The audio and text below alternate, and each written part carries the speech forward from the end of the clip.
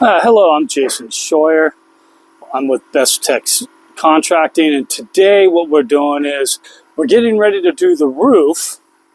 However, the house is over 100 years old, and it has existing 2x4s, 24 inches on center.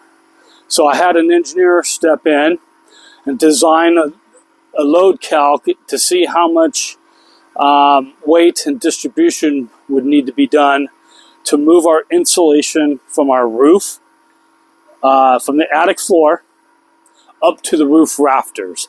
We always want our insulation at our roof rafters. Bring our attic into conditioned space. And so that would be an unvented, conditioned attic. That allows us to, if we have a ducted HVAC system and the system sits up in the attic, it brings everything into conditioned space without any penalties of heating and cooling loads. All right, it's Jason Scheuer with Best Tex Contracting. I'm back over at the project where we were doing the 2x6 furring of the roof rafters. So let me take you over and show you exactly what we did on some of those. As you can see up here, you can see all the new 2x6s that are strapped on or sistered on to the existing 2x4s.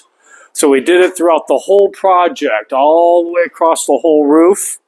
Let me kind of show you what I'm talking about. Hopefully you can see them over here too. Up over here on these edges, we got the 2x6s all furred out basically around 24 inches on center.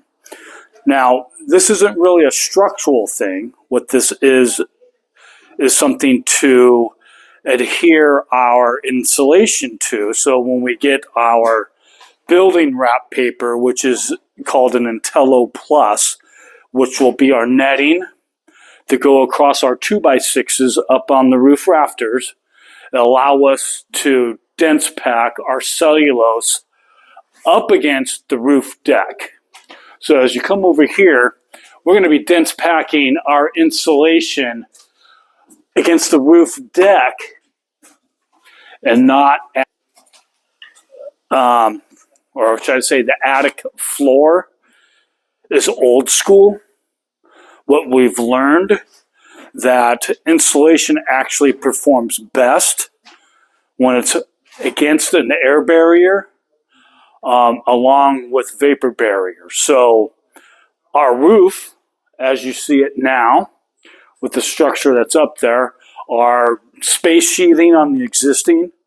It has plywood on the new room addition on the back side of the house.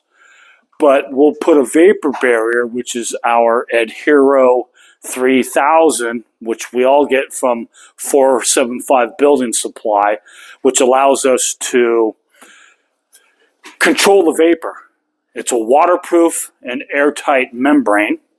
So if any water gets through our roofing material and our plywood and our polyiso, it's going to be hitting our Adhero 3000 peel and stick, which won't allow water to get into the building. And then our insulation will be up underneath that.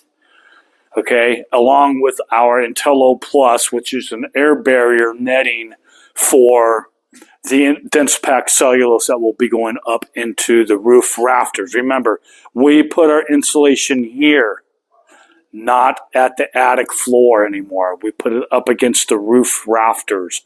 We bring the attic into conditioned space, but we also make it a conditioned attic. So we will purposely have jumper ducts or some holes accumulating in the ceiling here of the home that goes into the attic so we can condition that stale air that might be sitting up there. The other good thing about that is if this ends up being a ducted system in this home, it brings the ducts into the inside. Again, most people will stick their ducts up in the attic along with their air handler if they're doing a remodeling project, and that's a huge penalty. It can be anywhere from 40 to 60% energy loss just by having that system to the outside of the house. So unvented, conditioned attics are the best. Relocate our insulation from the attic floor up to the roof rafters and make the attic part of the conditioned space. Again, we also have a crawl space, so we're going to be doing the same down here too. We will be putting a vapor barrier down on the ground and coming up the stem walls and then tying it in and making sure that's airtight and watertight. Thanks for tuning in. I'll show you the progress once we move forward with the roof.